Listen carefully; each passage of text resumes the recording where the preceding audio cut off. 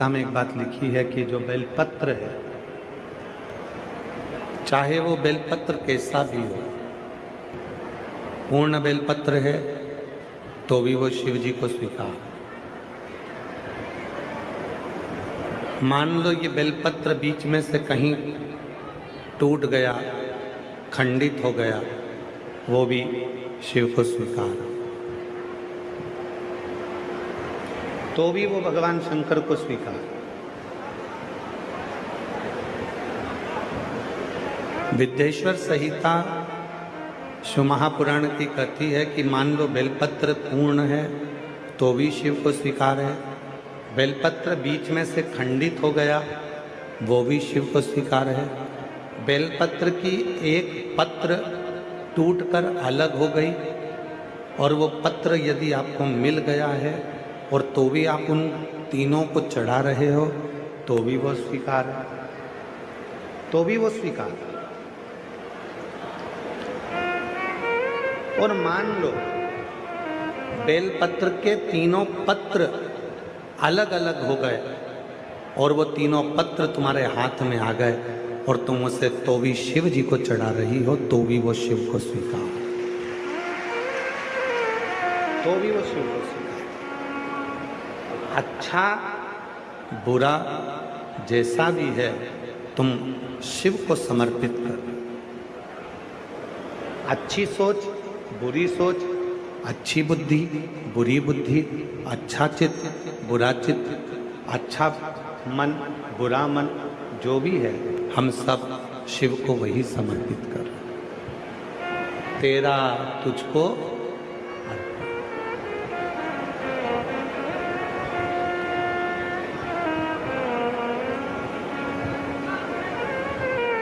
तेरा तुझको अर्पण। ये पत्र चाहे इनके 1000 टुकड़े हो जाएं, ये बेलपत्र चाहे इसके हजारों हजार टुकड़े हो जाएं तो भी वो शिव को स्वीकार। उसी तरह जैसे शंकर भगवान का शिवलिंग होता है, थोड़ा समझिएगा बहुत ध्यान से। घर में अगर भगवान कृष्ण की मूर्ति है, उसके उंगली टूट गई, हाथ टूट गया या कोई चीज में खंडित हो गई तो वो खंडित मानी जाए। माता रानी की कोई मूर्ति है, उसमें कोई टूट फूट हो गई तो वो खंडित मानी जाए। गणेश जी की कोई मूर्ति है, उसमें कोई टूट फूट हो गई तो वो खंडित मानी जाए। जितने भी देवताओं की कोई मूर्ति आपके पास में है, अगर वो थोड़ी सी भी टूटती है तो वो खंडित मानी जाए। पर 33 कोटि देवता में केवल एक देव अधिदेव महादेव का शिवलिंग एक ऐसा है जो 1000 भी टुकड़े हो जाएं तो भी वो खंडित नहीं माना जाता, वो अखंड ही माना जाता।